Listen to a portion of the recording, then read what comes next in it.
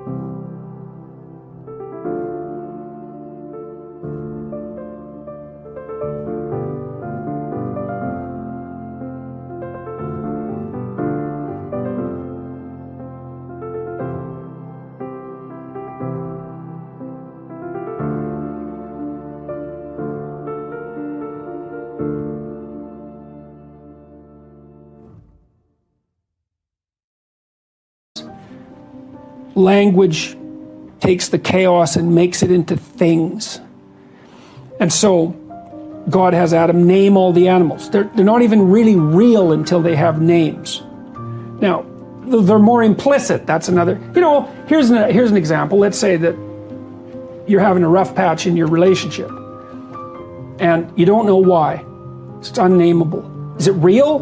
Well, yeah, it's manifesting itself in like a physiological discomfort. Then you talk about it and you name it. It's like it goes from this blurry thing that's kind of potential, it goes snap, and then it's this thing, right? And then that's a horrible thing. It's like a little poisonous thing, but it's not a whole foggy cloud of potential poison. It's like this little sharp poison thing.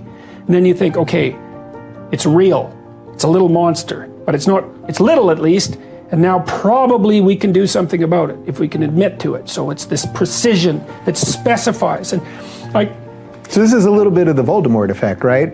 Since you're a Harry Potter guy, they wouldn't name him. Right. This is the problem. Right. We got to name him first. Oh yeah, you got to name him first. Absolutely, because the unnameable is far more terrifying than the nameable. You see that there was a great Blair Witch Project, terrifying movie. Oh, I thought it was scary. brilliant. Yeah. Well, it's unnamed. There's nothing terrible happens in that movie. It's all the unnameable. It's like, what's going on? What's going on? What's going on? And no matter how terrible the actuality is, it's rarely as terrible as your imagination. Because your imagination, like, it's an old thing. It's seen a lot of terrible things in the history of life. Like, it can put monsters everywhere. And so it's almost always better, it might be better without exception, to name the thing, no matter how terrible it is. And if you can't name it, what that means is that you're telling yourself that you're so terrified that you can't bring your attention to bear on it. And that makes you're the loser, instantly. If it's so terrifying that you cannot face it, it's won. You're right.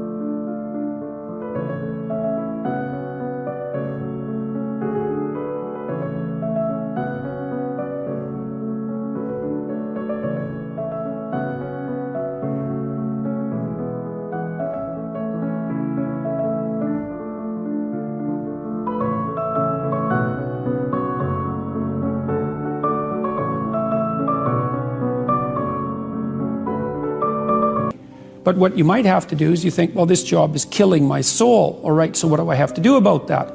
Well, I have to look for another job. Well, no one wants to hire me. It's like, okay, maybe you need to educate yourself more. Maybe you need to update your curriculum vitae, your resume. Maybe you need to overcome your fear of being interviewed. Maybe you need to sharpen your social skills. Like, you have to think about these things strategically. If you're going to switch careers, you have to do it like an intelligent, responsible person. That might take you a couple of years of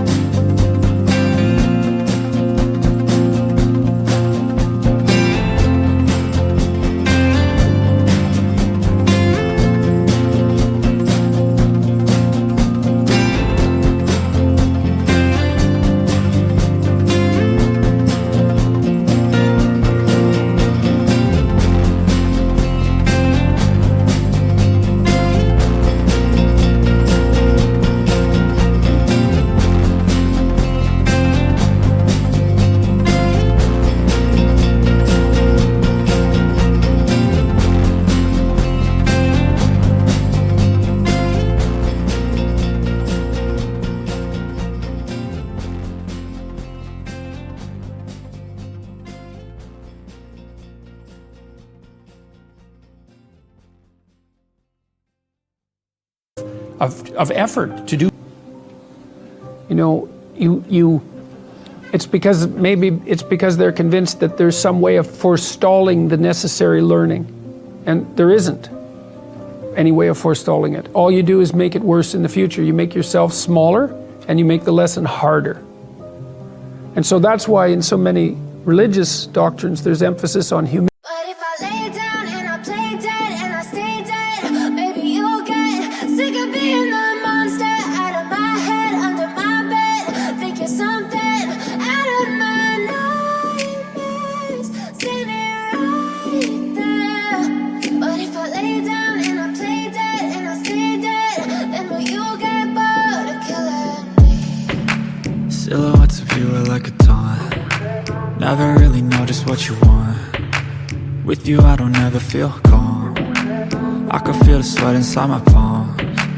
Play with me like cats and a string. You don't understand the pain it brings. You don't ever wanna give me wings. You don't ever wanna set me free. You know I'm addicted to you, and it's twisted, you've been gifted with the evil voodoo.